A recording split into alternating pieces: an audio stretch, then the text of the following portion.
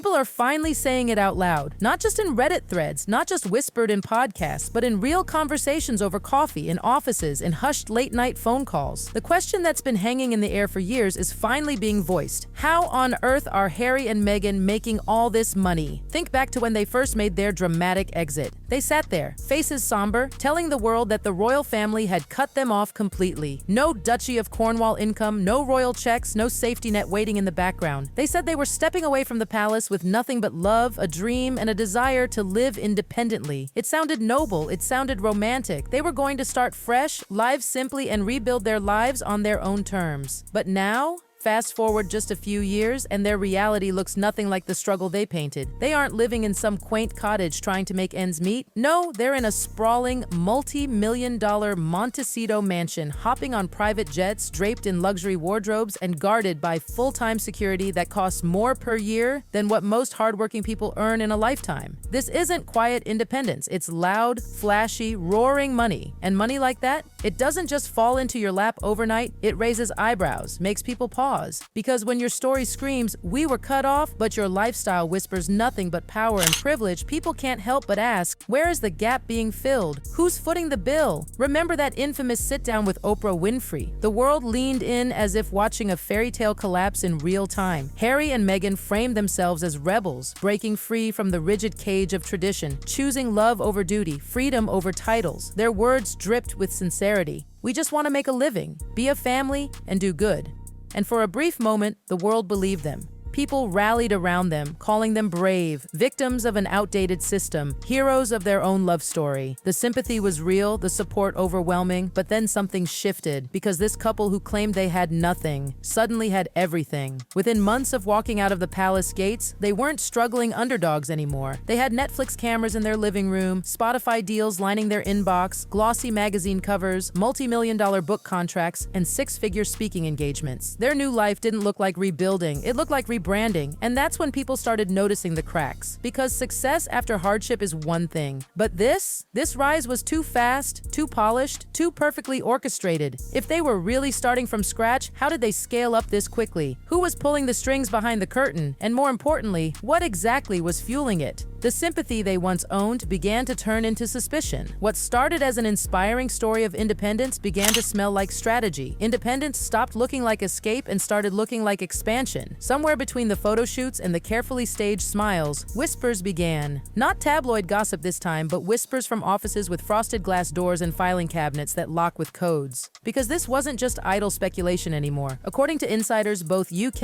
and US agencies started quietly looking closer. Financial analysts, government auditors, even legal advisors began tracing a complex tangle of companies, deals, and payments crossing borders. And what they found wasn't neat or simple. Allegedly, there were shell companies, trust funds, offshore accounts, enough to make even experts tilt their heads in confusion. None of it proved wrongdoing outright, but it begged the question, why so complicated? Because the empire they've built isn't just a brand anymore, it's a machine, a finely oiled engine designed to turn every ounce of public attention into profit. Every red carpet appearance, every podcast soundbite, every glossy magazine spread, it all looks too perfectly timed. Fame isn't an accident for them, it's strategy. But fame is dangerous. Fame is hungry. It constantly demands to be fed. And when the food runs out, it doesn't just disappear. It eats the very people who created it. And now, some insiders whisper that Harry and Meghan's empire is beginning to feel desperate. Because when your business model relies on monetizing your story, eventually, you run out of story to sell. And when that happens, what do? How far do you stretch the truth before it snaps back? And just when people thought it couldn't get any murkier, here comes the real scandal, the one nobody in their circle dares to speak about openly. The charities. Yes, the charities.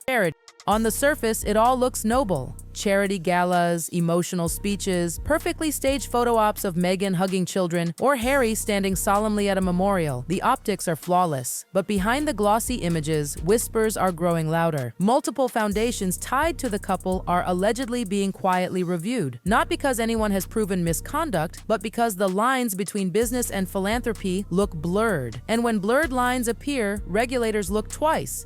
Think about it. When donations come in, where exactly do they go? When a new product or collaboration is launched, who benefits first? The cause or the couple? It's a dangerous mix. Heart and hustle. On the outside, they're preaching compassion, but on the inside, the critics say it's hard to tell where compassion ends and commerce begins. And that's when accountants, not journalists, start taking notes. Allegedly, officials are trying to separate every dollar. What's tax deductible, what's personal, what's business. That kind of scrutiny doesn't happen by accident. It happens when the math looks messier than the messaging. And here's the brutal truth. It's not about proving guilt right now, it's about proving clarity. And clarity is exactly what seems to be missing from Harry and Meghan's empire. Because here's the thing. Headlines can be controlled, narratives can be polished, but balance sheets, they don't lie. Numbers don't bend to PR spin. Take Harry's memoir, for example. He promised the world his truth, unfiltered and raw. The book sold millions. But once you start branding yourself as the face of truth, people expect proof. And allegedly, investigators now want more than heartfelt words. They want hard figures. We're talking contracts, signatures, payment transfers, taxes filed, dates stamped. Transparency isn't just a slogan anymore, it's a checklist. And here's the irony. Harry and Meghan, the couple who claim to build their brand on openness, are now being cornered with questions about what's hidden. They've gone from a story of love and freedom to becoming a case study in contradictions. Behind the scenes, investigators are said to be lining up timelines. They're asking, which deal came before which foundation launch? Which charity event coincided with which six-figure speaking gig? Because if the public story and the paper story don't align, the fallout won't just be embarrassing. It could be legal. And let me tell you, once lawyers step into the room, the fairy tale music stops. Because every empire hits that moment when PR can't save it anymore. And according to whispers, Meghan and Harry's team is already preparing for the worst. Tax audits, subpoenas, even possible depositions.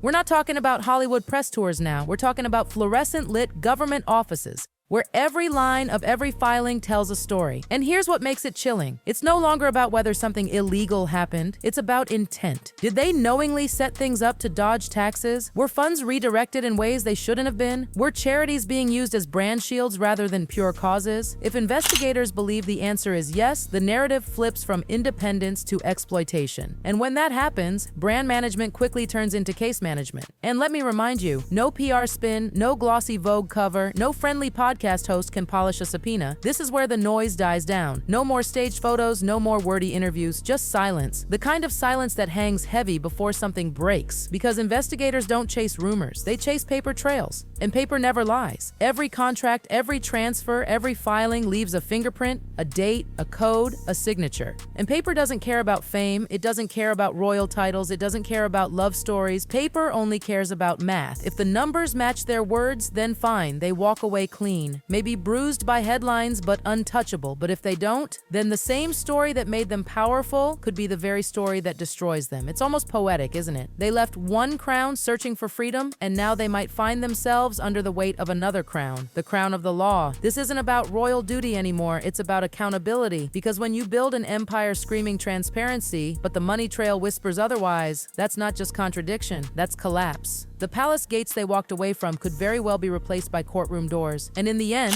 no Netflix deal, no podcast check, no glossy cover shoot can rewrite the truth. The only thing that will matter, the only thing that counts, will be what the paper says.